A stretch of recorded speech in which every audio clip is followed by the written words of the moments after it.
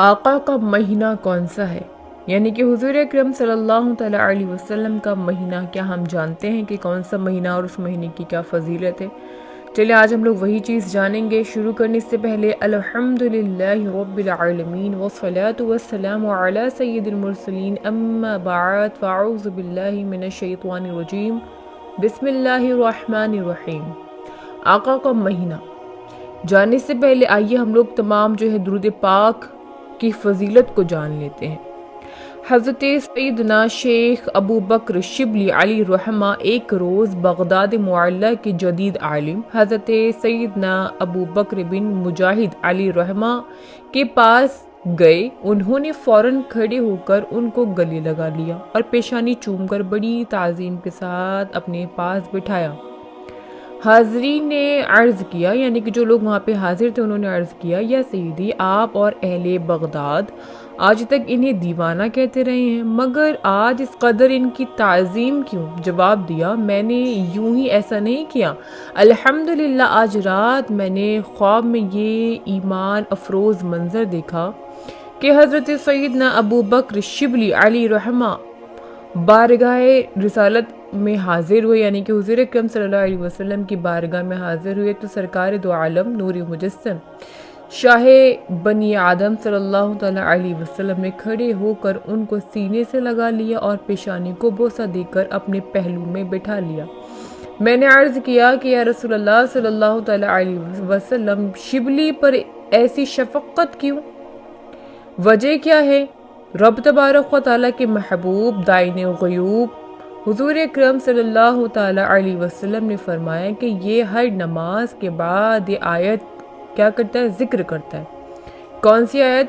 لَقَدْ جَاءَكُمْ رَسُولٌ مِّنْ أَنفُسِكُمْ عَزِيزٌ عَلَيْهِ مَا عَنِتُّمْ حَرِيصٌ عَلَيْكُمْ بالمؤمنین رعوف الرحیم۔ اس آیت کریمہ کو ایک بار دوبارہ سے سن لیجئے۔ لَقَدْ جَاءَكُمْ رَسُولٌ مِّنْ أَنفُسِكُمْ عَزِيزٌ عَلَيْهِ مَا عَنِتُّمْ حَرِيصٌ عَلَيْكُمْ بِالْمُؤْمِنِينَ رعوف الرحیم۔ یہ جو آیت ہے یہ پارہ نمبر 11 میں ہے،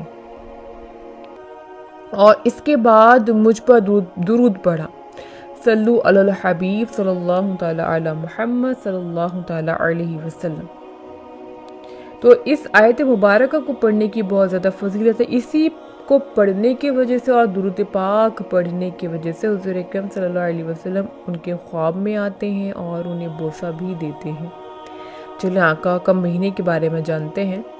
حضور اکرم نور مجسم صلی اللہ تعالیٰ علیہ وسلم کا شعبان المعظم کے بارے میں فرمان ہے کہ شعبان شہری و رمضان شہر اللہ، یعنی شعبان میرا مہینہ ہے اور رمضان رب تبارک و تعالیٰ کا مہینہ ہے۔ سبحان اللہ۔ ماہ شعبان المعظم کی عظمتوں پر قرآن اس کی فضیلت کے لیے اتنا ہی کافی ہے، یعنی کہ قرآن کی فضیلت میں اتنا ہی کافی ہے کہ ہمارے میٹھے میٹھے آقا حضور اکرم صلی اللہ تعالیٰ علیہ وسلم نے کیا کیا؟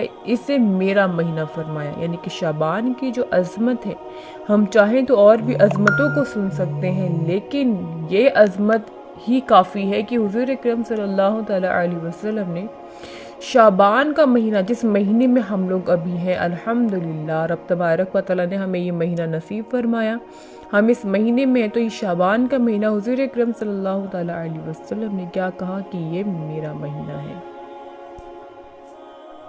سرکار غوث اعظم شیخ عبدالقادر جیلانی آپ کیا کہتے ہیں؟ آپ لفظ شعبان جو ہے، شعبان کے 5 حروف یعنی کہ شین، عین، با، الف، نون، انہی کو ملا کر شعبان بنا ہے۔ اس کے متعلق آپ نقل فرماتے ہیں کہ شین سے مراد شرف یعنی کہ بزرگی، عین سے مراد علوف یعنی بلندی، با سے مراد بر یعنی احسان، الف سے مراد الفت اور نون سے مراد نور ہے۔ تو یہ تمام چیزیں رب تبارک و تعالیٰ نے اپنے بندوں کو اس مہینے میں عطا فرماتا ہے۔